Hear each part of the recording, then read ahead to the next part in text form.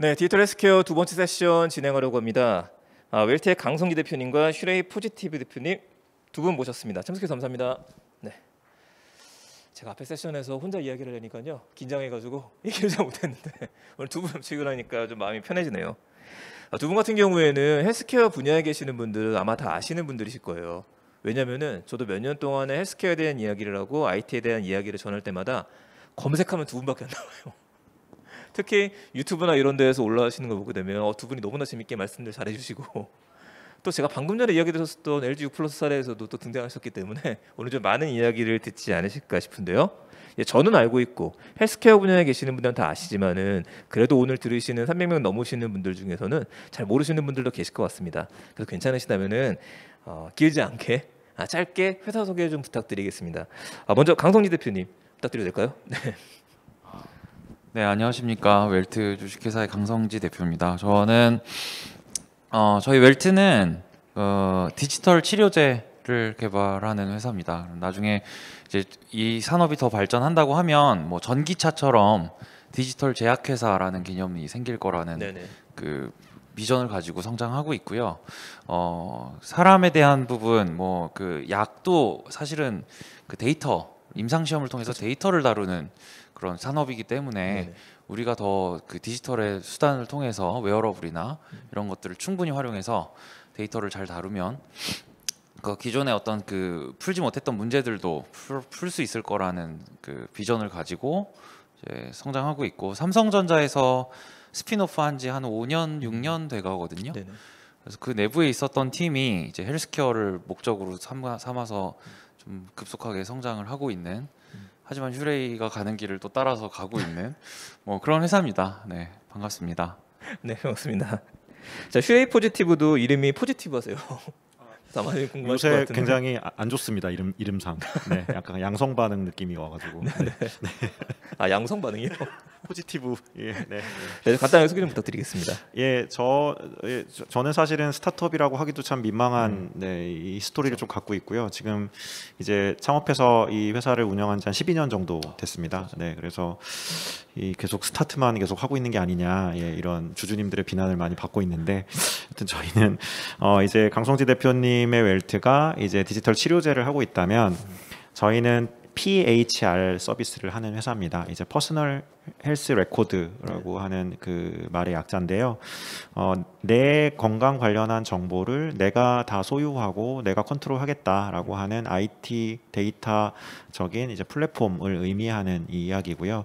이렇게 하려다 보니까 이제 이 PHR 플랫폼 위에 이러한 건강을 관리할 수 있는 서비스들이 꽂아져야 데이터가 유입이 되고, 그 데이터 유입된 데이터를 기반으로 또 맞춤형 서비스를 제공할 수 있는 구조가 나오니까요.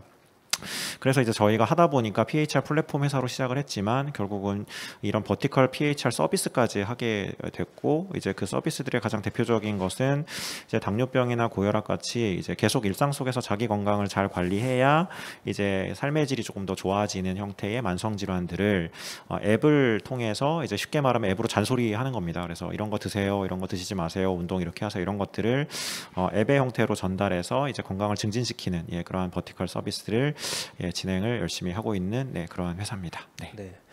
웰트는 정리하면 디지털 치료제라고 말씀하신 것처럼, 그리고 뭐 좀 이따 한번 여쭤보겠지만은 이제 디바이스에 대한 것들, 그런 것들을 진행을 하는 회사라고 보시면 될 것 같고, 슈레이 포지티브는 디지털 데이터죠. 이거를 기반해서 개인의 건강을 관리해 줄 수 있는 서비스다. 그렇게 한번 정리를 하면 될까요? 네, 맞습니다. 있습니다. 제가 두 분의 스토리를 보니까 저희 들으시는 분들 중에서도 지금 기업에 계시는 분들도 있고 창업을 하시는 분들도 있고 또 창업을 준비하려고 하시는 분들도 계실 것 같아요. 저도 스타트업들을 요즘 많이 만나보는데 예전보다 더 많이 또 창업하시는 분 늘었습니다. 두 분 스토리를 보면 좀 비슷하신 스토리들이 있으시거든요. 최도 대표님께서는 그 네이버에서 2년 정도 계셨던 걸로 알고 있고, 또 강성리 대표님께서는 삼성 쪽에서도 2년 정도 이따 스핀오프 하신 걸로 있는데, 이 스토리를 잠깐 얘기 좀 듣고서 우리 또 트렌드에 대한 얘기 좀 해도 될까요? 이번에 먼저 최도 대표님께서 해줄 수 있으시면은. 네. 저는 저 네이버 다니기 전에는 저는 네. 계속 이제 창업을 했었어요. 예, 그래서 휴레이가 제가 최대 주주로 창업한 세 번째 회사. 세 번째 회사. 예, 인 거고요. 그 전에 이제 대학원 다닐 때부터 이제 대학원 친구들하고 첫 창업을 이제 했었고 그게 2000년도에 첫 창업을 했고요.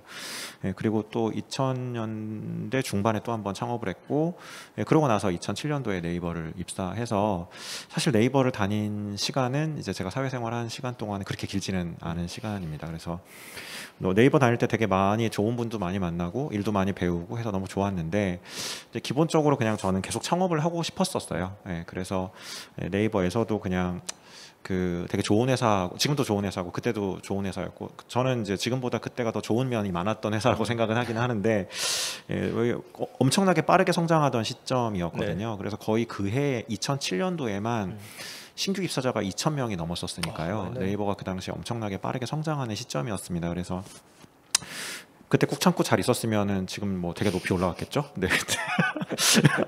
네, 근데 항상 뭐 이유는 잘 모르겠는데 네. 뭔가 그냥 그 내가 주도할 수 있는 일을 좀 하고 싶은 욕망이 너무 강했어가지고 그래서 뭐 너무 좋은 회사고 아니고는 사실은 저한테는 그렇게 중요하지는 않았었습니다. 그래서 예, 그냥 그 뭐 울고 싶은 사람 뺨 때려주는 거죠. 그냥 그래서 헬스케어가 딱 그때 얻어 걸려가지고 예, 그래서 헬스케어를 창업한 것이지 뭐 제가 무슨 뭐 거대한 뭐 좋은 비전과 미션이 있어가지고 지금 휴레이를 창업한 거는 사실은 아니에요. 그냥 창업이 너무너무 하고 싶어가지고 창업을 한 거고 근데 마침 이제 헬스케어를 우연히 좀 접할 기회들이 네이버 안에서도 있었고 네이버 밖에서도 있었어가지고 그래서 PHR이라는 이제 주제를 가지고 예, 창업을 해서 이제 모진 고생을 했습니다. 네, 이게 준비 없이 창업하면 이렇게 되는구나 라는 거를 제가 휴레이를 창업하고 한 6, 7년 동안은 예, 굉장히 많이 이제 뼈저리게 느꼈던 네네 그랬고 근데 결과적으로는 저는 이제 많은 분들한테 창업을 권유를 많이 하거든요. 왜냐하면 결국은 우리가 앞으로 되게 오랜 시간을 살아가야 되는데 그러려면은 자기 주도적으로 일을 하는 구조 그리고 경제적인 부분을 어떻게 만들지를 이제 다른 요소한테 변수가 있게 맡기면은 곤란하잖아요. 네네. 그래서 그런 부분을 해결할 수 있는 유일한 방법이 창업이라는 방법론이 아니냐라고 저는 생각을 해서 저는 창업이라는 거는 회사의 안에 있던 회사의 밖에 있던 언젠가는 꼭 해야 되는 일이다라고 생각을 하고요. 그래서 이 네이버 다닐 때 뭐 창업을 하려고 마음 먹는 게 어렵지 않았냐? 뭐 전혀 어렵지 않았습니다. 창업을 한 다음에 어려웠죠. 네, 그래서 네, 저는 그렇게 창업을 했고 그리고 다른 분들도 네. 그렇게 좀 창업을 하시는데 관심을 좀 갖고 저보다는 훨씬 더 잘 준비를 하시면 네네. 또 훨씬 더 안전하게 이 창업의 길로 좀 들어실 수 있지 않을까 그렇게 생각합니다. 이 질문을 좀 드렸었던 이유가 뭐냐면 저 같은 경우에도 예전에 창업을 한번 했었고 그러다가 좀 배울 게 많구나 싶어서 다시 대기업 쪽으로 돌아갔었다가 다시 나왔으니까 두 번째 정도 됐습니다. 이제 저도 한 9년차 정도 됐는데요. 근데 결정을 내린다는 게 좀 궁금했었어요. 거기 있으면서도 기회가 왔으니까라고 얘기했었는데 이 헬스케어를 내가 해야겠다라고 했었던 포커스가 딱 있었던 건가요? 네이버 쪽에서도 그때 헬스케어 사업 쪽을 하려고 준비 중이셨었던 거였잖아요. 예, 네, 그 당시에는 이제 스마트폰이 지금처럼 막 활성화되어 있는 네. 시점이 아니었으니까 이제 PC 중심의 서비스들이 이제 네네. 중심이 됐었고 네이버에서는 이제 네이버의 검색 품질을 어떻게 하면 더 올릴지가 되게 관건이었던 네네. 시절이었고요. 근데 이제 그 당시에 가장 비어 있는 섹터가 헬스케어였어요. 네네. 그래서 뭐 예를 들어서 네이버에 당뇨병 이렇게 치면 그 당시에는 당뇨병이 뭐고 어떻게 관리해야 되고 하는 약간 정제된 정보가 노출되지 않았던 시절이었거든요. 네네. 그래서 네이버 안에서는 헬스케어 TF라는 걸 만들어서 이제 그런 검색 품질을 높이기 위한 문서 작업들을 이제 하는 TF가 있었고 이제 그런 걸 이제 옆에서 제가 조금 보면서 헬스케어라는 게 저런 거구나라고 이제 본 적은 있습니다. 근데 그거 가지고 제가 야 이거 갖고 세상을 내가 한번 바꿔야겠다 이런 식으로 마음 먹은 거는 아니었고요. 네네. 예, 그냥 저랑 가깝게 지내던 의사 선생님들께서 야 우리 환자들이 이런 거 좀 갖고 다니면 참 좋을 것 같은데 그런 게 없어서 너무 불편해라는 얘기를 듣고 이제 그러면 이런 걸 한번 만들어 보면 없으니까 좋겠네라는 정도로 되게 가볍게 시작했던 네. 일이고 그래서 예, 이게 이렇게 어려운 일인지 잘 몰랐고 그리고 왜 아무도 안 쓰는지 그리고 왜 아무도 여기다 돈을 지불하지 않는지를 제품을 다 만들어 놓고 알았습니다. 그래서 모든 창업자가 한 번씩 빠진다는 그런 그 데스밸리 뭐 죽음의 강 뭐 이런데 다 저는 한 번씩 다 들어갔다 나왔고요. 지금도 다윈의 바다에서 너무 힘들게 헤엄치고 있는 정도의 수준에 있는 아직은 그런 회사입니다. 알겠습니다. 그분은 이제 좀 이따가 좀 여쭤보고요. 그럼 가볍게 강성희 대표님께서도 간단하게 답변 부탁드리겠습니다. 네. 저 간단하게. 네네. 저는 조금 다른 게 저는 의과대학을 졸업했기 때문에 의사로 우선은 사회에 나온 그쵸. 거고요. 뭐 사실 고등학교가 저한테 미친 영향이 좀 커서 그 고등학교를 나온 덕분에 좀 이렇게 아까 뭐 거대하고 뭐 이런 게 없다고 하셨는데 저는 그게 있어서 좀 힘듭니다. 네, 그 민족을 생각하는 고등학교. 그래서 뭔가 내가 갖고 있는 능력을 가지고 어떻게 좀 사회에 기여할 방법이 없을까라는 게 제가 사회에 나오면서 좀 했던 고민들의 대부분의 고민이었고. 그렇게 얘기하면 제가 뭐가 됩니까 지금? 그러니까 먼저 얘기하면 안 되죠. 뭔가 창업적인 부분이 확 다르시네요. 진지한 아니, 분위기로 왔어. 아니 근데 뭐 실제로 성과는 네. 휴레이프가 저희보다 또 앞서서 잘 하고 계시기 때문에 뭐 이게 뭐 어떻게 얘기를 하던지 간에 뭐 그냥 저는 제 얘기를 하는 건데 그 이후에 그래도 과정이 네네. 뭐 복지부에서 제가 공무원의 신분으로 뭐 당시 이제 정은경 과장님, 네네. 청장님, 지금 청장님 네. 모시고 뭐 일도 하면서 뭐 많이 배웠고 그 사실 저도 이게 두 번째 창업입니다. 네네. 한번 또 했다가 망하면서 또 이렇게 쓴맛도 보고 그 이후에 이제 삼성전자에 들어가서 뭐 여러 가지 또 배우는 과정들 통해서 제 시야를 넓힐 수 있는 그리고 같이 이제 창업할 수 있을 만한 좋은 멤버들과 그런 뭐 인연을 맺는 뭐 그런 계기가 있었기 때문에 뭐 나올 수 있었던 것 같고요. 뭐 첫 번째 창업에 트라우마가 있어서 사실은 그 지금의 웰트 창업을 그렇게 빨리 다시 할 줄은 몰랐어요. 그냥 제가 하고 싶은 일은 뚜렷하지만 그 수단으로서 이제 창업을 전 선택한 거지 그냥 어디에서 일을 해도 괜찮은 사람이거든요. 근데 뭐 삼성전자에서 고맙게도 그 사내 벤처 프로그램에 또 이게 그 발탁이 됐고 그게 이제 스피노프 하는 거는 전제가 없었는데 나중에 했었죠. 하는 동안에 스피노프 프로그램이 또 생기고 뭐 이런 어쩌면 그냥 운들이 잘 엮여서 뭐 좀 성공적인 그래도 과거의 어떤 교훈을 바탕으로 한 지금의 창업이 있지 않았나 뭐 그런 생각을 하고 그 마음으로 또 이제 한 걸음씩 나아가고 있습니다. 네, 알겠습니다. 가볍게 얘기해 주셨었는데 그냥 진지하게 끝났어요 지금요. 아니 원래 그렇습니다. 왔다 갔다 할 겁니다. 자, 이제 회사에 대한 얘기를 이제 가볍게 하나만 더 드리려고 합니다. 뭐냐면은 보통 회사를 창업하고 나서 저는 제일 중요한 게 이렇게 돈을 벌어야 되거든요. 첫 매출이 제일 중요했을 거라고 생각을 하는데 그 웰트부터 좀 여쭤보고 싶은 게 제가 웰트를 알기 시작한 건 이제 킥스타터를 통해서 좀 알게 됐습니다. 그쪽에 제품들이 올라오는 거 보기 시작했었고 굉장히 신기한 제품이고 당시에 이제 벨트였었잖아요. 맞아요. 벨트를 탔는데 저게 헬스케어가 된다니 막 이러면서 보기 시작했었는데 웰트 같은 경우에는 그거를 첫 매출로 봐도 괜찮은 건가요, 실질적으로? 네, 뭐 맞습니다. 뭐 저희 그래도 처음에 제품을 내놓았을 때 많이 관심 주시고 그 제품을 만든 실제 이유가 이제서야 이제 구동이 되고 저희도 집중을 하게 된 건데 어쨌든 그냥 신기하다는 이유만으로 많이 또 사랑을 해주셔서 당시에 올린 매출이 저의 첫 매출 맞고요. 창립하면서부터 이제 매출이 발생. 처음부터 글로벌로 갔었던 거잖아요. 그렇죠. 글로벌하게 뭐 하나를 보냈어도 해외로 간 거니까 글로벌 매출이 많은 것 같고요. 근데 뭐 그 매출 자체를 내는 시점보다는 실제로 그 성장의 곡선이 더 중요한 거라 뭐 꾸준히 성장을 하고 있다라는 것 자체에 지금도 뭐 감사한 마음이고 하지만 그래도 매년 세우는 계획을 달성하기 위해서 또 뭐 부서지게 일하고 있습니다. 지금 뭐 매출 자체는 뭐 그래도 곡선 자체를 잘 그리고는 있어요. 웰트는 이제 B2C 쪽이라고 좀 보면은 저희가 맞을 것 같고요. 현재는 B2C 네 맞습니다. B2C죠. 네. B2C, B2B, B2C로도 같이 말고 디지털 치료제도 사실은 그 환자에게 직접 주는 거기 때문에 B2C일 수도 있는데 중간에 뭐 여러 가지 의사가 처방을 한다든지 그런 절차들이 있어야 되기 때문에 뭐 여러 가지 성격들이 다 섞여 있습니다, 사실. 슈레이 같은 경우에는 저희가 분류를 굳이 하자라고 한다라면 그 B2B 쪽으로 좀 보는 게 맞겠다는 생각이 듭니다. 네, 맞습니다. 아무래도 지금 들으시는 분들께서도 관련 업에 계시는 분들은 잘 아시겠지만은 생소하신 분들도 많으실 것 같아요. 근데 B2B면은 오히려 B2B는 첫 매출을 우리 뚫는다고 표현을 하는데 그걸 내기가 더 힘들 거라는 생각이 드는데 혹시 그 처음은 어떠셨어요? 그 일단 PHR이 기본적으로는 B2C 서비스니까 네. 이게 근데 이제 만들어 가지고 제대로 만들지도 못했지만 이게 시장에서 워킹도 안 했거든요. 아무도 안 쓰니까. 그래서 이제 이거를 어떻게 먹고 사는 구조로 바꿀 수 있겠는지 막 여기저기 막 엄청 막 이제 돌아다녔죠. 그러다가 이제 우연히 만나게 된 게 보험사였고요. 이제 보험사에서 PHR의 수많은 기능 중에 그냥 건강 관리하는 만성질환 관리하는 부분만 떼어내서 서비스를 한번 우리한테 만들어줄 수 있겠냐라고 말씀을 주셨었어요. 네네.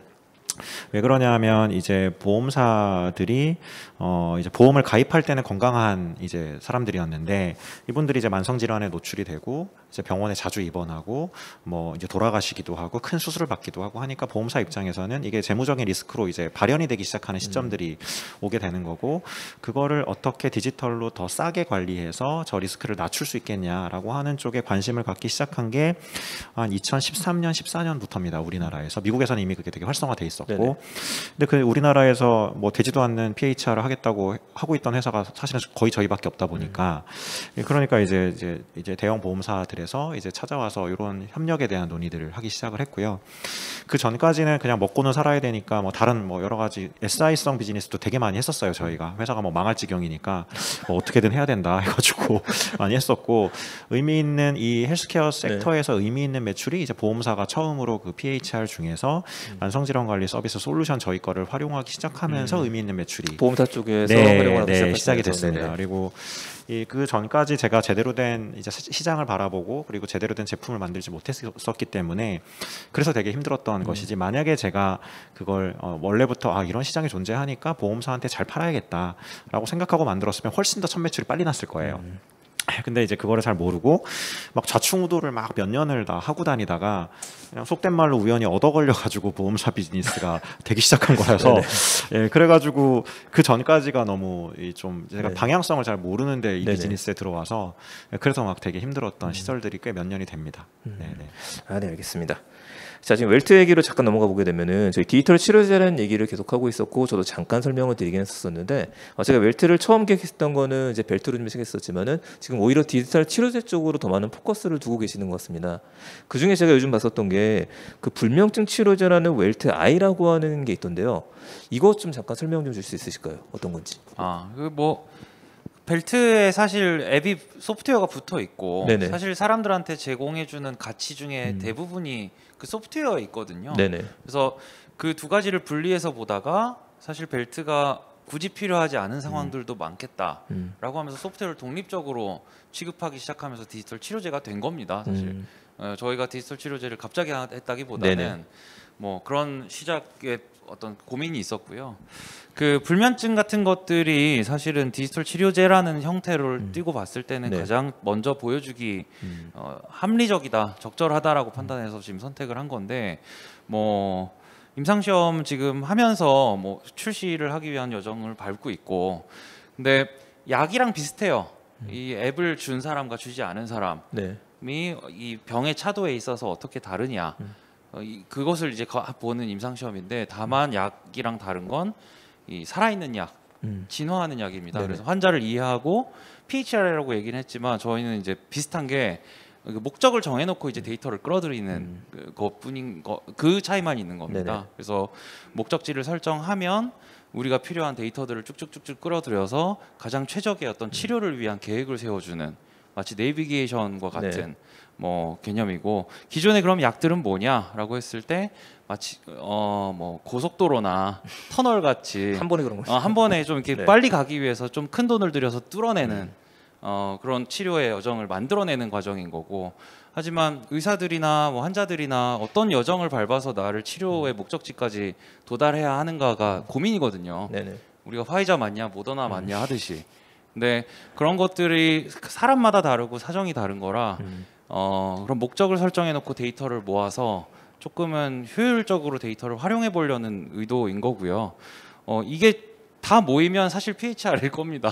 그래서 이 수평으로 시작하냐 수직으로 시작하냐의 문제인 거고 결국은 다 모여서 정사각형, 사각형을 만들어야 되는 그 데이터를 완성시켜야 하는 어떤 접근법의 철학의 차이일 거라고 네. 생각합니다. 네.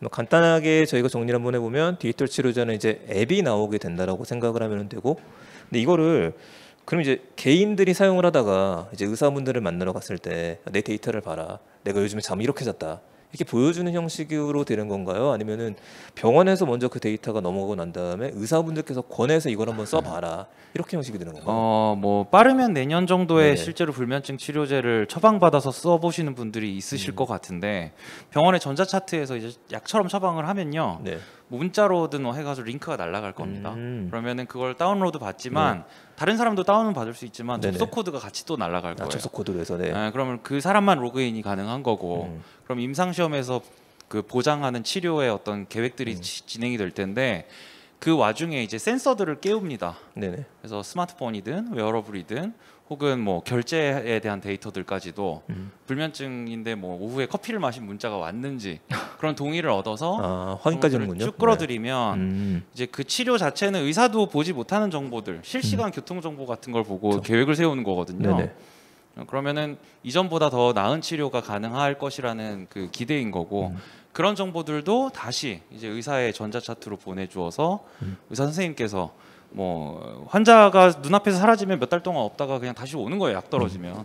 그래서 사실 그건데 그 사이에 있었던 일들도 본인이 조금 더 파악해서 그 사람의 더 나은 치료를 제공해 줄 수 있는 형태로 이제 서로 이제 돕는 형태가 될 거고요. 뭐 그 약보다는 조금 더 능동적인 형태대로 어떤 치료를 돕는 뭐 그런 개념으로서 디지털 치료제가 존재할 겁니다.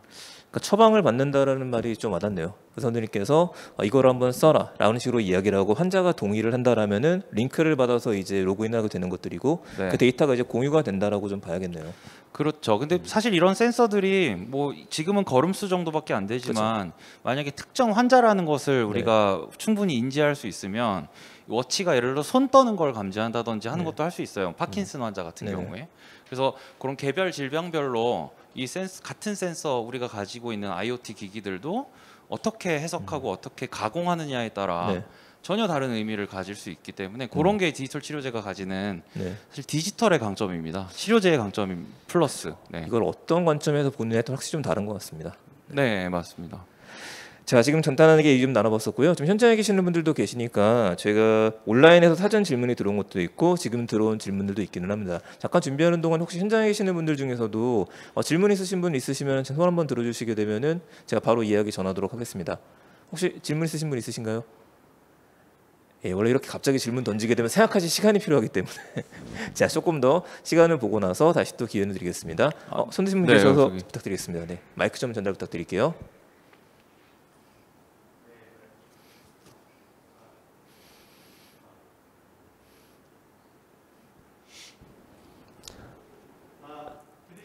네네네. 그래서 온라인 통해 들으시는 분들은 제가 먼저 질문을 듣고 난 다음에 마이크 연결이 잠깐 안 돼 있으니까요. 제가 다시 한번 전해드리도록 하겠습니다. 어떤 질문이었는지 말씀 부탁드리겠습니다.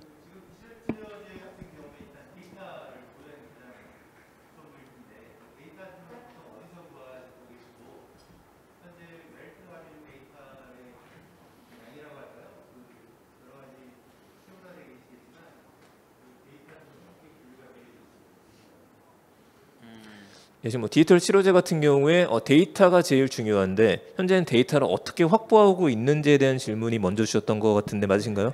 네, 먼저 그 질문부터 얘기해 주시면 될 것 같습니다. 그러니까 질병이라는 목적지, 질병 치료라는 목적지를 설정하고 나면 그 경로에 있는 저희가 상상할 수 있는 데이터들을 네, 나래비를 펼쳐놓고 거기서 이제 다 수집할 수 있는 형태의 동의를 얻습니다. 그래서 그 저희가 뭐 갑자기 있는 데이터들을 끌어서 그 사람을 감시하겠다라고 하면 기분이 나쁘죠. 그렇죠. 근데 치료를 목적으로 그 용도에 한정해서 우리가 이런 부분들을 만약에 보여줄 수 있으면 더 나은 치료를 해보겠다라는 그 합의의 과정이 있기 때문에 만약에 그걸 안 보여주시면 이제 빅데이터 기반의 치료고 그건 기존 의료입니다. 그렇죠, 그렇죠. 예, 그냥 그 인구 통계에 기반한 일반적으로 약을 주고 일반적으로 치료를 하는, 그렇지만 나을 수도 있고 안 나을 수도 있는 그런 것들을 감수하고 가야 되거든요.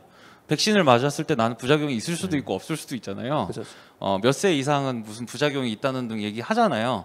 그런 것들이 사실 의학에서 이미 다뤄지고 있는 영역인데 사실 디지털로 조금 더 정교하게 들어가기 시작하면 우리가 볼 수 있는 영역들이 그 비약적으로 늘어나고 네.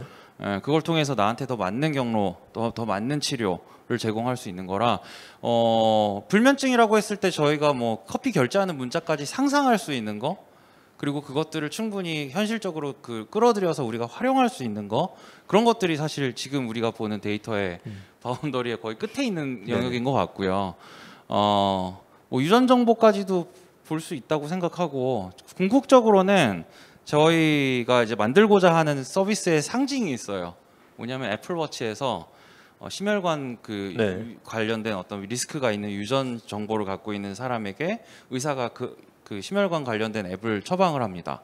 그럼 그 앱이 뭐 심전도나 뭐 운동량이나 그 사람의 평소에 어떤 그 피로도나 뭐 이런 것들까지 다 뭉글어서 어느 순간 그런 얘기를 꺼낼 수 있게 되는 겁니다. 30분 뒤에 심근경색 올 거니까 응급실 가라고. 근데 그런 메시지를 꺼내기까지 사실 수많은 검증의 과정과 수많은 계산들이 있었어야 되는 거고 그 메시지를 사실 필요하잖아요. 있으면 좋겠잖아요. 근데 그걸 뭐 믿을 만한 게 아니면 쓸 수도 없는 일이니까 그런 형태의 서비스까지 만약에 존재한다라는 미래가 있다면 그게 디지털 치료제일 겁니다. 네, 지금 질문 주셨던 분께서 이제 데이터 수집에 대한 얘기를 주셨던 것 같은데, 네.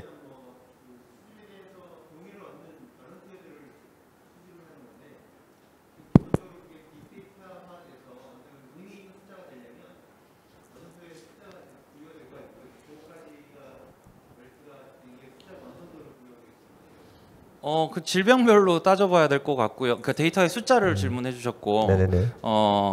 데이터 자체 N수도 중요하지만 한 사람에게 그 펼칠 수 있는 데이터의 그 피처들도 중요하거든요.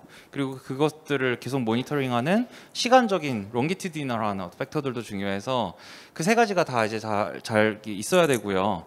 저희 회사는 아예 그 백엔드 시스템 자체를 이제 구축하는데 작년에 가장 큰 노력을 기울였다 보시면 되고 마치 자율주행 같은 거예요.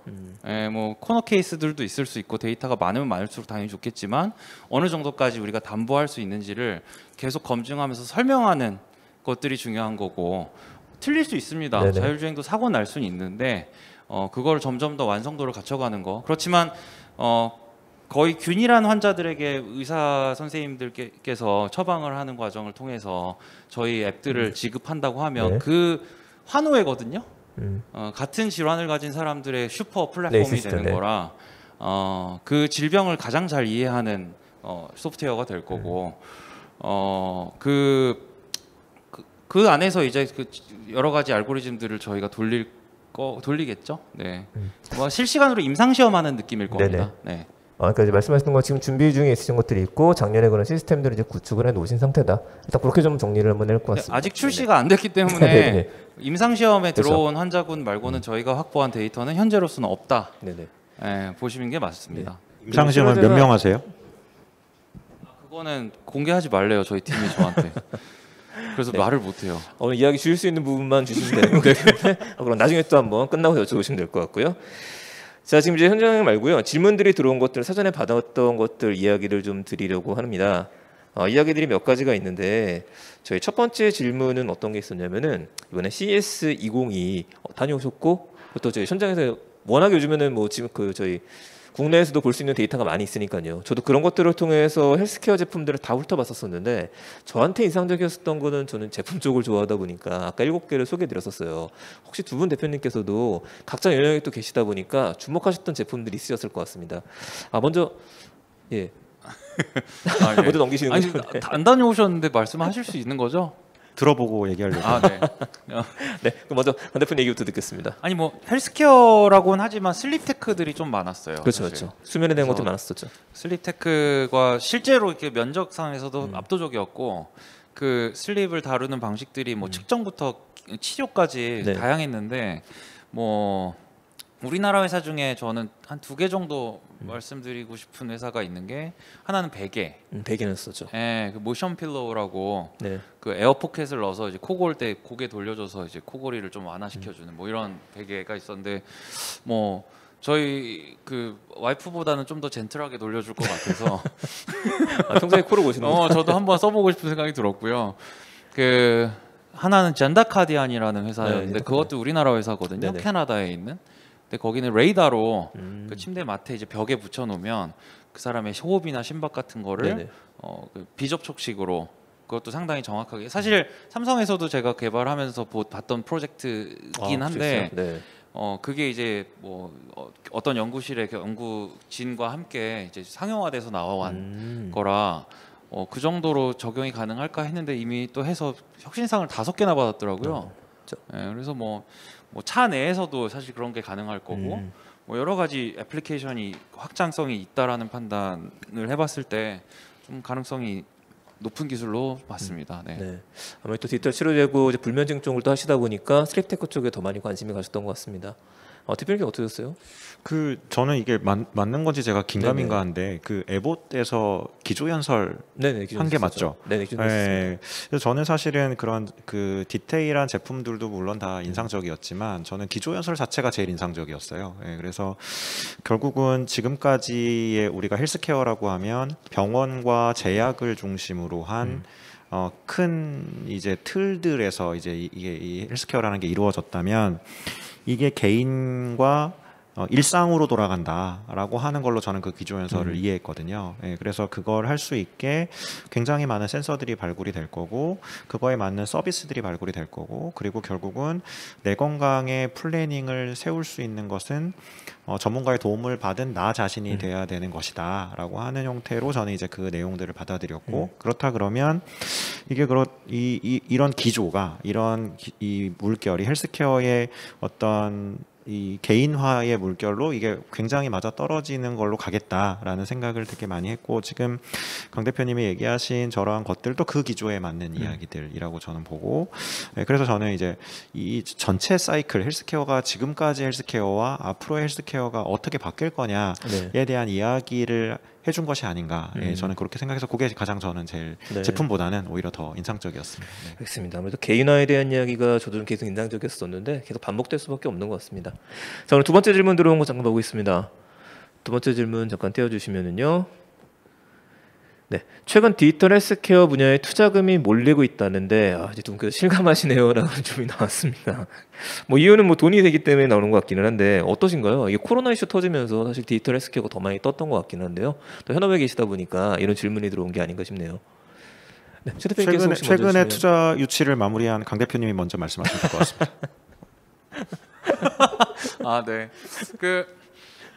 뭐 그런 것 같아요. 그러니까 디지털 헬스케어가 사실 숙성의 시간을 좀 많이 겪어왔어요. 숙성의 시간이었다. 네. 그 시간들이 이제 그 긴 터널을 지나서 그래도 어느 하나의 어떤 대안으로서 당당하게 좀 자리 잡은 게 뭐 지금 이제 성장하는 곡선을 잠깐 보신 분들이야 급성장하는 것 같지만 사실 그 숙성의 시간들을 거친 회사들이 비로소 이제 조금씩 활동할 수 있는 룸이 열린 거 아닌가라는 생각이고요.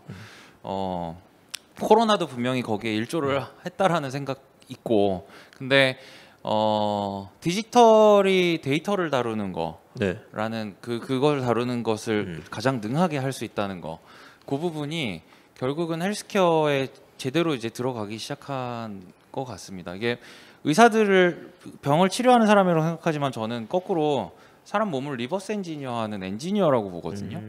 우리가 만든 몸이 아니기 때문에 이 몸이 어떻게 반응하는지를 계속 관찰하는 학문인데 사람의 힘으로 혹은 뭐 그걸 약을 통해서 뭐 해왔던 것들의 시대를 조금 넘어서 이제 디지털이라는 새로운 도구를 적극적으로 집어넣어 이제 그 해킹의 프로세스를 좀 더 가속화시키는 그런 것들이 디지털 헬스케어에서 실제로 이루어지고 있고 그게 어떤 방식으로 이루어지던 간에 사실 우리가 생명의 비밀을 벗겨내는 어떤 목전에 있는 것 같은 느낌도 들어서 그런 것들을 느끼는 투자자들이 조금 더 빨리 반응해서 먼저 투자를 해주시는 거지 전체 대세라고 아직까지 얘기하고 싶지는 않습니다. 아직 더 성장의 룸이 더 있다고 판단하고 있습니다. 아직 배고프다라고 들리긴 하는데요.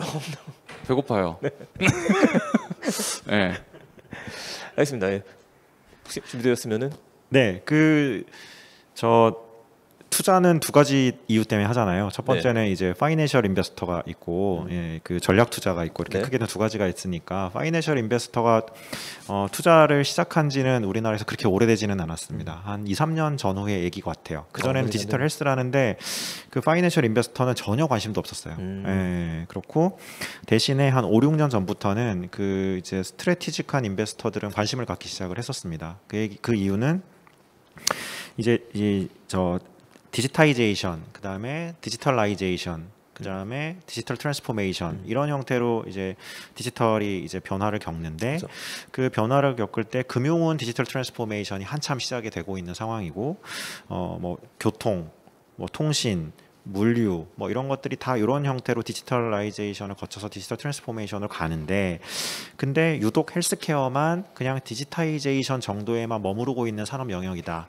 라고 판단을 한 이제 그 산업적인 그 발전의 영역에서 보면 그래서 이게 결국은 디지털 트랜스포메이션으로 가지 않으면 안 되는 분야인데 이게 도대체 언제부터 가기 시작해서 언제부터 돈이 될 거냐라고 하는 판단들이 확실히 전략적인 부분이 먼저 움직이고 그 다음에 이제 파이낸셜 인베스터가 움직이는 상황인 거고요. 지금 2, 3년 전부터는 이 둘 다 이제 돈을 여기다 투자하기 시작했으니까 이게 이제 투자금이 조금 더 전보다는 많이 늘어났다. 이제 저는 그렇게 생각을 하고 있고. 그 전략 투자자들 관점에서는 뭐 뒤에도 아마 그런 질문들이 있는 것 같은데 그 금융도 헬스랑 연관이 되고 그렇죠. 통신도 헬스랑 연관이 되고 그리고 기기도 헬스랑 연관이 되고 식품도 헬스랑 연관이 되고 그래서 우리의 삶의 질이 더 높아질수록 헬스케어에 대한 관심도와 부가가치가 더 높아질 수밖에 없는 상황이 되고 있어서 그러니까 금융사도 그렇고 뭐 통신사도 그렇고 기기 회사도 그렇고 뭐 유통하는 회사도 그렇고 결국은 헬스를 통해서 자기네 기존의 거의 유사한 프로덕트와 서비스지만 훨씬 더 비싸게 팔아먹을 수 있는 형태가 나오지 않을까라고 기대를 한다고 저는 생각합니다. 그래서 그것 때문에 근데 그들은 헬스케어가 뭔지 경험이 없으니까 이제 그거를 미리 경험한 회사들한테 경험을 어떻게 보면 빠른 속도로 덜 돈을 들이고 뺏어 먹을 수 있는 가장 좋은 방법이 투자거든요. 네, 그래서 이제 전략 투자가 이루어지기 시작했다라고 저는 보고 그러다 보니까 이제 저희처럼 조만한 회사도 있지만 또 뭐 굉장히 커지는 회사들도 이제 막 이 약간 보이거든요. 네, 그래서 성장을 딱 미분하면 이게 굉장히 이 가속도가 빨라지는 회사들이 보이기 시작해서 그래서 2, 3년 전부터는 그냥 돈만 벌면 되는 FI 투자자들도 이 분야에 이제 들어가기 시작했다라고 보고 그 이후에는 이 이면에는 결국은 우리나라에서도 이 굉장히 강한 규제 산업인데 이 규제라는 게 정부에서도 이 우리나라가 뭐 예를 들어 1년 예산이 500조다라고 하면은 지금 의료에 한 120조 정도를 씁니다. 근데 이게 이제 초고령화 사회가 되고 있는데 이게 엄청나게 더 의료비가 늘어날 거예요. 그러면 이제 결국은 그게 국가의 부담으로 돌아올 건데 그거를 다 커버하지 못하는 속도입니다. 지금 그러다 보니까 이 부분을 규제를 조금 완화해 주면서 산업에서 해결할 수 있는 부분을 해결해라. 라고 이제 이걸 풀어주기 시작한 걸 FI 투자자들은 읽고 있는 거죠. 이 판을. 그래서 그럼 이제 돈 버는 회사들이 우리나라에서 나오겠네라고 생각을 하는 것이고 이제 그러한 기대 때문에 디지털 헬스케어에 이제 투자금이 조금 더 많이 모이고 있는 것이 아닌가 그렇게 생각합니다. 네, 저희가 쭉 한번 또 연설처럼 듣게 된 것 같은데요. 정리해 보게 되면은 일단 디지털 헬스케어가 지금 확실히 각광받는 사업인 것 같기는 합니다. 근데 지금 말씀해주셨던 것 중에서 2, 3년 전부터라는 게 좀 인상적이긴 해요. 딱 그 시점부터 시작해 이제 코로나 3년차로 지나갔기 때문에 조금 더 가능성을 보이게 된 것 같고 우리가 지금은 헬스케어에 대한 데이터 부분을 다루고 있기는 하지만 작년 말쯤에 제가 의미 있게 봤던 것 중에 하나가 그 중국에서 요즘에도 헬스케어 쪽이 많이 뜨기 시작했거든요. 그러면서 이제 디지털 치료제 쪽은 아니고 이제 먹는 쪽부터 강조하기 시작하고 뭐 그 헬스 푸드 쪽에 대한 것들도 역시 여기랑도 연관을 시킬 수 있지 않나 싶긴 합니다. 전 세계적인 관심이 모이고 있다 봐야 될 것 같고요. 우리 이거랑 관련해서 지금 규제 말씀해 주셨기 때문에 세 번째 제가 미리 받았던 질문하고 좀 연관이 되는 것 같습니다. 그 해외에 비해서 아무래도 국내가 규제가 많은 편이긴 하다라는 얘기가 제일 많이 듣고 있어요. 근데 이게 좀 답변이 가능하실지 모르겠지만 좀 앞으로 어떤 부분이 좀 해결이 되어야 될지. 그 원격 의료 같은 경우에도 아예 해외에다 법인을 만들어서 서비스하시는 곳들이 점점 늘어난 것 같습니다. 아까 전에 이야기 들었었던 그 수의사에 관련됐던 뭐 닥터 테일 같은 경우에도 그렇고요. 혹시 이 부분에 대해서는 좀 어떻게 보시나요? 일단 뭐 대표님께서 먼저 말씀해 주실 수 있으시면은 뭐 규제에 대한 것들부터 해서 잠깐 얘기해 주시면 좋을 것 같습니다. 이게 좀 해결됐으면 좋겠다. 네, 그 규제가 이 생겨난 이유가 다 네네. 있잖아요. 규제가 그렇죠. 생겨난 이유가 긍정적인 면도 있고 부정적인 면도 있고 그게 누구에게는 긍정적인데 누구에게는 부정적이고 이해 당사자들마다 사실은 그게 긍정 부정 여부가 다 다른데 네. 지금까지의 국내의 규제는 지금 이제 병원과 제약 중심의 헬스케어가 잘 돌아가게 만드는 데는 굉장히 잘 워킹하는 시스템으로서 이제 만들어진 규제거든요. 근데 이 부분을 이제 개인 주도로 좀 바꿔주고 그다음에 약간 산업 주도로 좀 바꿔주고 하려다 보니까 이게 이제 이 규제가 마치 전혀 매우 안 좋은 규제처럼 막 이제 공격을 받고 있는 여지들도 좀 있는 것인데 그래서 약간 일부분은 분명히 바뀌어야 된다고 생각을 합니다. 특히나 개인의 의료나 건강 정보를 개인 주도로 돌려주는 것들 이건 굉장히 중요한 요소다라고 생각을 하고요. 그런 차원에서 마이데이터 그리고 마이헬스웨이 이런 쪽으로 이런 것들은 이제 풀려나가고 있는 상황이라 저는 방향성 자체는 되게 맞다. 이게 잘 풀리고 있다라고 네. 생각을 하고 있고요. 그리고 원격 의료나 이런 것들도 지금 이제 협의가 아직 뭐 다 완료된 건 아니지만 되게 전향적인 방식으로 뭐 의협이나 뭐 제약협회나 뭐 정부나 뭐 아니면 이런 저희 같은 스타트업이나 전향적인 방법으로 협의가 좀 진행되고 있는 바들이 좀 있습니다. 그래서 기존에 절대 안 돼에서 요렇게면 조금 가능성이 있어 정도로 이게 바뀌고 있는 상황이라 저는 충분히 이게 더 합리적인 방향을 찾을 수 있겠다라는 이제 기대가 있는 상황이고요. 그리고 해외에 법인을 만드는 회사 참 많고 이것도 뭐 저는 되게 좋은 시도라고 생각을 합니다. 그래서 저희도 뭐 해외 법인들이 좀 있고 그렇고 그리고 이런 시도들을 하는 것도 뭐 저는 되게 좋고 생각하고요. 근데 우리나라에서도 제 생각에는 뭐 짧으면 3년, 길면 5년 안에 뭐 원격 의료를 포함해서 조금 더 재미있는 비즈니스를 할 수 있는 구조가 나오기 시작하지 않을까라고 생각하고 있습니다. 네, 짧으면은 3년, 길면 5년이면은 그래도 꽤 기네요. 좀 많이 좀 바뀌었다라고 생각은 하고 있기는 한데 확실히 예전보다는 좀 빗장이 낮아졌다라는 생각이 들기는 하는데 그래도 좀 갈 길은 좀 먼 것 같습니다.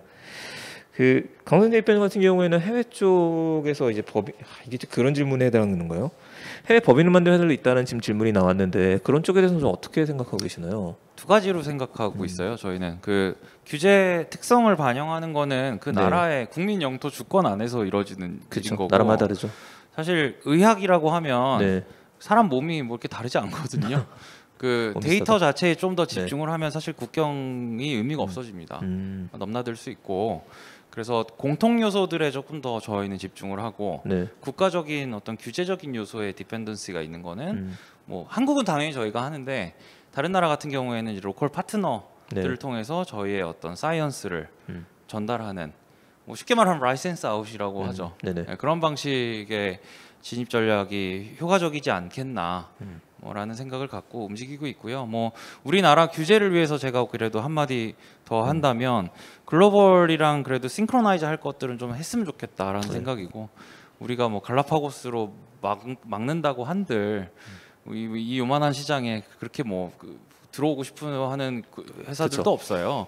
그런 거라 우리나라 회사들이 좀 체력을 기른다는 느낌의 규제거든요. 저는 그래서 다른 나라의 규제를 들어가기 전에 우리나라 규제를 통해서 몇 가지 요건들을 충족시켜내면 그 나라로 갈 때 사실 그 모의고사 본 거니까 자연스럽게 갈 수 있는데 그런 것들이 잘 안 맞으면 이제 가서 또 해야 되고 그쵸. 혹은 뭐 이런 일이 벌어집니다. 그래서 그런 것들을 좀 맞춰서 우리나라 회사들이 좀 해외로 나갈 수 있도록 하는 어떤 연습 모의고사 같은 규제 그것들이 있으면 그게 합당하겠다라는 정도의 얘기만 하고 싶습니다. 네.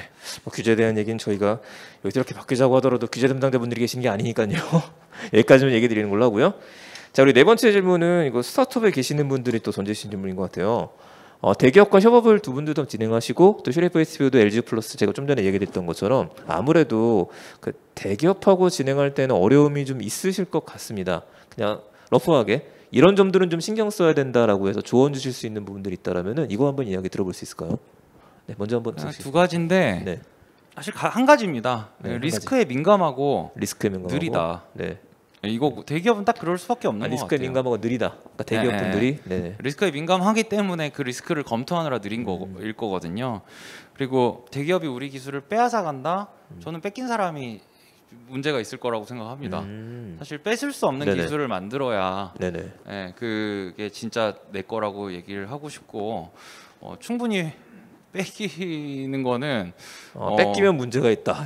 그러니까 뺏길 수 있는 걸 가지고서 내 재밌네. 거라고 얘기하는 거가 자체가 사실 조금은 우리의 코어 컴피턴시 코어에 자체를 대한 관리를 얘기를 못한 해주시는 거 거잖아요. 아니라고 보고 있어서 뭐 여러 가지 상황들을 좀 이렇게 생각하면서 들어가야 된다고 보고요. 사실 대기업 사이에도 그런 충분히 내가 따라할 수 있느냐를 판단해서 네. 단기적으로는 협업하지만 장기적으로는 우리 거를 그 발전시키는 것들을 선택하는 게 합리적인 선택이거든요. 스타트업이라고 다르진 않을 거고 그렇죠.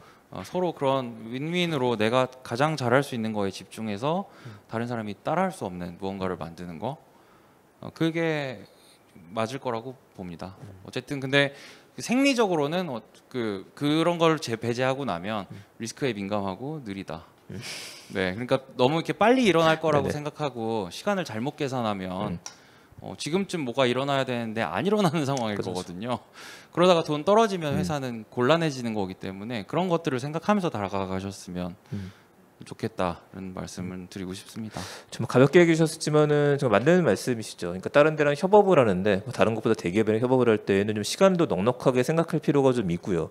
왜냐하면 의사결정이 좀 오래 걸리잖아요. 저희들 입장에서는 다음 달이면 결과가 나오고 싶은 두세 달 걸리는 경우도 있으니까 그걸 말씀해 주셨던 것 같고 더 중요한 건 이제 코어에 해당하는 것들은 우리가 좀 고민해야 될 것 같습니다.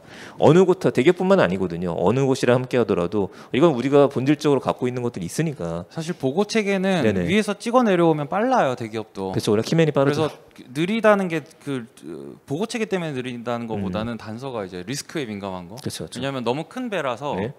이게 뭐 스타트업처럼 한번 지르는 거를 하기가 힘들 거거든요. 그래서 네네. 리스크 매니지를 하다가 이제 느려지는 것들은 좀 배려를 해주셔야 되는 거 아닐까 대기업을 우리가 그런 생각입니다. 알겠습니다. 네, 저희가 좀 얘기가 좀 두 분 모시고 나누다 보니까 좀 길어지고 있는데요. 몇 가지 질문은 저희들 채널 통해서 답변 못 드렸던 내용들은 드릴 수 있도록 하고요. 저 7번째로 질문 들어왔던 게 있어갖고 이거 잠깐 좀 보도록 하겠습니다. 네, 화면 띄워줄 수 있으시면은요. 네. 자, 디지털 헬스케어 분야가 코로나 때문에 더 성장했다는 의견들도 있다라는 게 좀 있어요. 저는 이게 맞다라고 보고 있기는 한데 두 분이 생각하실 때 어떤지. 그리고 뒤에 게 하나 더 들어왔습니다. 그럼 앞으로 이게 애프터 코로나를 얘기하는 것 같습니다. 지금 확진자 계속 나오고 있기는 하지만 앞으로는 좀 어디에 초점을 가지고 이 시장을 갔으면 좋겠냐 이렇게 정리할 수 있을 것 같은데요. 이번에는 최대 대표님께서 먼저 답변 부탁드릴까요? 네, 지금 아마 여러 이제 스타트업 서비스들 뭐 닥터 히어나 뭐 닥터 나우나 뭐 솔닥이나 이런 여러 이제 그 실제로 이제 그 비대면을 통해서 이제 처방을 받고 약 배송까지 받을 수 있는 서비스들이 지금 이루어지고 있잖아요. 그쵸. 예, 그래서 사실은 코로나 사태가 아니었으면 이거 전혀 이렇게 한번 이런 서비스가 존재하고 이런 서비스를 내가 받아볼 수 있다는 거를 경험할 수 없었을 거예요. 그래서 그런 차원에서는 이런 스타트업들이 한번 자라날 수 있는 토양을 만들었다 보다는 이런 서비스가 존재한다는 걸 이제 이 사람들한테 알리고 그거를 쓸 수 있고 그게 당연한 문화로 바꿨다는 게 저는 엄청나게 달라진 것이다 네네. 라고 생각을 하고요. 저는 이러한 서비스의 경험은 비가역적이라고 생각합니다. 한번 이 편리함 그리고 이걸 옛날에 뭐 예를 들어서 뭐 아기를 데리고 병원을 갈 거면 바리바리 다 싸들고 막 이렇게 갔어야 되는데 지금은 그렇게 하지 않아도 되는구나 라고 해서 맘카페에서 막 이런 얘기들이 되게 많이 나오고 네네. 있어요. 원격 의료에 대한 니즈가. 이건 되게 비가역적이 될 확률이 높다. 그래서 그리고 이제 그동안 요 원격 의료에 대한 부담을 갖고 있고 하시던 분들을 이제 다 풀어낼 수 있는 그러니까 여론이 생겼다라고 하는 게 이제 되게 큰 차이고 그게 코로나가 아니었으면 아마 우리나라에선 적어도 네네. 10년, 20년이 더 걸렸을 수도 있겠다라고 생각을 하고요. 그리고 요새 뭐 이런 슈퍼앱 이야기가 되게 많이 나옵니다. 디지털 헬스케어에서는 예를 들면 금융의 토스 뭐 그다음에 뭐 메신저의 카카오톡처럼 공통 핵심 펑션을 잡아내서 그 펑션을 통해서 거대한 트래픽을 다 모으고 여기다가 이제 여러 버티컬 서비스들을 해주는 형태, 이걸 이제 슈퍼웹이라고 부르는 건데, 유저의 트래픽을 어디서 가로챌 거냐라고 하는 것들을 원격 의료로 보는 분들이 되게 많아요. 그러니까 내가 아플 때 아니면 내 가족이 아플 때 병원에 직접 가긴 되게 힘들고 요거를 원격으로 처방받고 약도 배송받아서 하겠다 하는 이 공통의 니즈가 토스의 송금, 그 다음에 카카오톡의 메시지를 보내고 받는 기능과 동일할 것이다 라고 가정하는 이런 업체들이 되게 많이 있습니다. 예, 그래서 그런 형태로 사실은 원격 의료가 그래서 자꾸 화두가 되는 거예요. 사실 원격 의료 서비스를 한들 그 업체가 지금 얼마의 돈을 어떻게 벌지는 뭐 저는 되게 비관적으로 봅니다. 예, 근데 그럼에도 불구하고 이 앞단의 거대한 트래픽을 잡아내는 슈퍼웹으로서 원격 의료가 작동할 것이다 라고 하는 것에 대해서는 저는 개연성이 있다고 생각을 해요. 그래서 어떤 부분에 좀 관심을 갖고 보면 좋겠느냐라고 하면 저는 여전히 원격 의료와 약 배송의 그게 이제 핵심 펑션으로 작동할 확률이 되게 높다라고 생각해서 예, 그러한 부분에 좀 관심을 갖고 보시면 좋지 않을까 그렇게 생각합니다. 네, 내용 잘 들었습니다. 저 계속 얘기를 들어봤으니까 좀 현장 의견을 잠깐 들어봐야 할 것 같습니다. 뭐 질문 있으신 분도 있으면 한 분 정도만 저희 바꿔서 오늘 좀 세션을 마무리해야 될 것 같은데요. 네, 현장에 계신 분들 중에 질문 있으신 분 있으시면은 손 들고 말씀해 주시게 되면은 지금 답변 드릴 수 있도록 하겠습니다. 네, 잠깐 기다려 보고요. 네, 마이크 부탁드리겠습니다. 네네.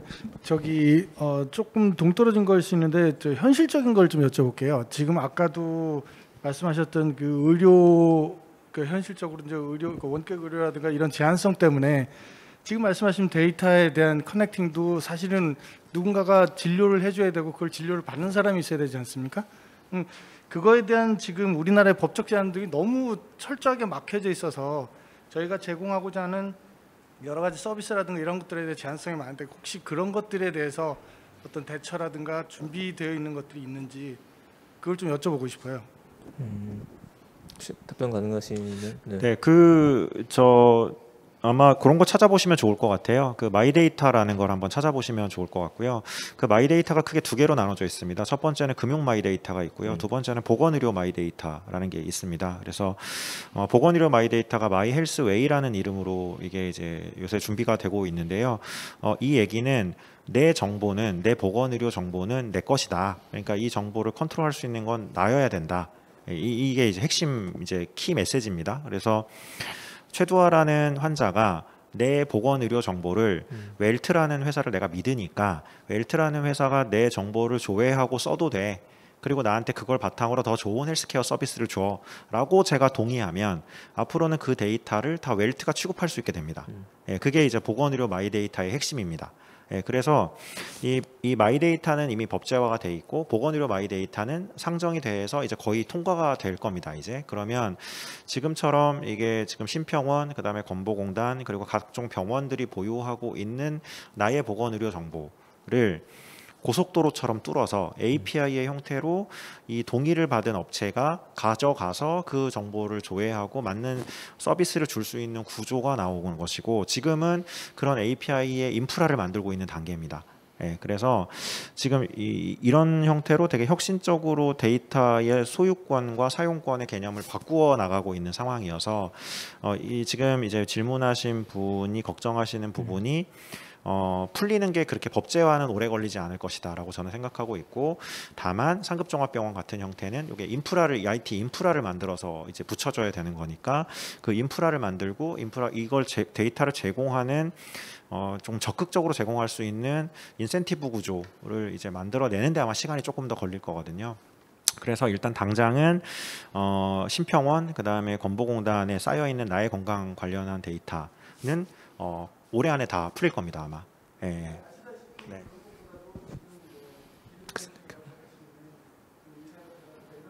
때문에 직접적인 진료가 안 되고 있는 것들은 사실이잖아요. 그 제가 여쭤보고자 하는 건 그런 것들이거든요. 예, 없어도 네. 네. 지금 질문이 좀 길어지고 있기는 한데요. 아무래도 우리 방송 송출하는 또 시간도 있다 보니까 저 우선은 여기서 조금 마무리를 해야 될 것 같습니다. 그리고 규제에 대한 부분이나 그런 부분에 관해 궁금하신 분들이 있을 텐데, 그 마이데이터를 말씀하셨던 것처럼 지금 가장 큰 화두이기도 하고 금융권의 마이데이터, 그리고 비금융 데이터, 그리고 보건 쪽의 데이터, 비보건 데이터들이 지금은 데이터 주권에 대한 문제이기는 굉장히 미묘합니다. 이 부분에 대한 것들을 저희가 다시 한번 좀 이야기를 할 것 같고요. 일단 우리는 여기서 방송 마치도록 하고 다시 또 이야기를 좀 나눠보도록 하겠습니다. 네, 긴 시간 동안 함께해 주셔서 감사합니다. 이번 연도에 제일 처음 시작했었던 드림 플러스와 함께하는 IT 플러스 디지털 헬스케어 첫 번째 시간이었었고요. 지금 강성희 대표님하고 최도 대표님 모시고서 좀 긴 시간 얘기 나눴습니다. 두 분 괜찮으셨나요? 네, 두 분이 뭐 워낙에 친하신 분들이 편하게 해주셔갖고 우리가 조금 더 재밌게 좀 진행할 수 있을 것 같은데 주제 자체가 무겁다 보니까 좀 진지하게 들어갔던 것 같습니다. 혹시라도 더 질문 있으신 분들은 저 끝나고 나서라도 저희가 오픈 채팅만 운영한 것들이 있으니까 그쪽 통해서 남겨주시게 되면은요, 자, 두 대표님을 괴롭혀서라도 질문에 대한 답을 받아서 또 전해드릴 수 있도록 하겠습니다. 오늘 감사드리고요. 저희는 다음 달에 IT 플러스 시간에 뵙도록 하겠습니다. 감사합니다. 다음에 뵙겠습니다.